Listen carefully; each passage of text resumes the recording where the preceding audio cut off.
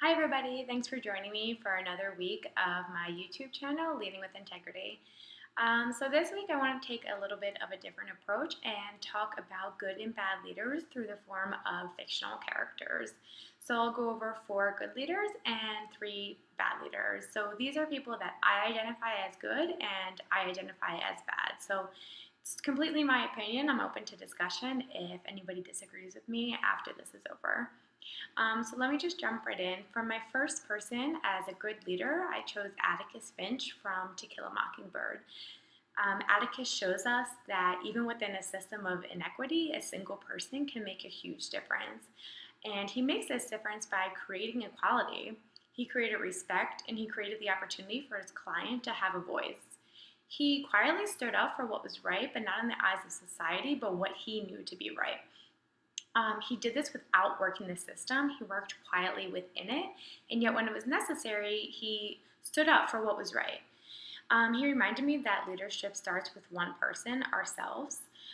It's not about having the big title, it's about doing what you think is right. So, in summary, he really shows human decency, compassion, courage, and respect. My next person is Professor McGonagall from Harry Potter. As a good leader, she spotted hidden talents within Harry Potter and encouraged him to do better. She saw his potential and really encouraged him to go for more. Uh, Also, she's a great female leader. She was the deputy headmistress of the Gryffindor house. True to Gryffindor, she valued bravery and loyalty very highly. She also wasn't afraid to speak her mind. She showed quite a sharp tongue, even within arguments, but for the most part, she usually maintained a really great emotional composure. Moving on, I chose Indiana Jones as the third leader who I look up to for many reasons. But along his adventures, he ran into a lot of unknown things, a lot of unplanned things. He made adjustments along the way and continued towards success. I think in the business world, it's crucial to make plans and steps to achieve our goals, but also realize that there's going to be hiccups along the way. Um, so, Indiana Jones, for me, he was really flexible. He embraced fear and he always tried to do the right thing. In every one of his adventures, he was searching for fortune and glory, and they drove him to remote places and dangerous situations. But at the end of the day, he always came back to doing the right thing. The fourth person that I want to talk about as a good leader and a fictional character is Tony Stark, aka Iron Man. Tony Stark wasn't afraid to fight for what's right, and I really respect that. When he realizes that he no longer believes in his father's mission for Stark Industries, which was weapons manufacturing, he declares a change. He declares to the press that they will no longer be doing that. I think a good leader picks a mission and stands by it.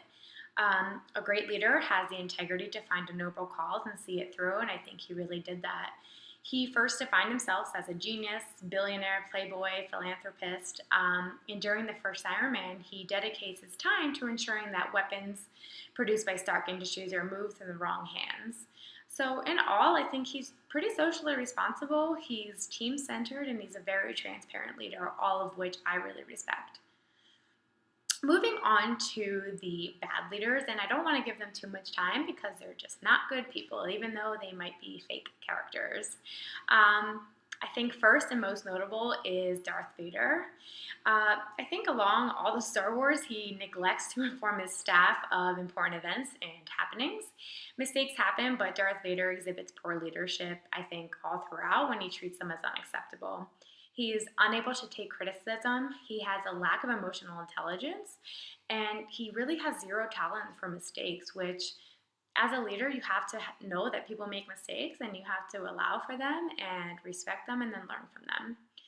Um, Cruella de Vil was my second example of a bad leader. As an animal rights advocate myself, um, Cruella might as well be Hitler. She desired nothing more than to see upwards of 101 puppies slaughtered in the name of fashion.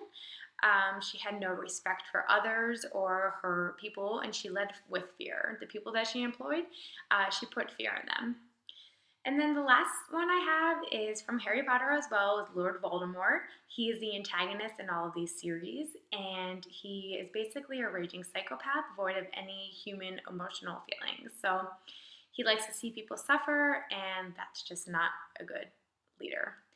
I went through these pretty fast, but if you have any questions, feel free to reach out to me. There was a whole list that I had to choose from, and these are just some that I really valued.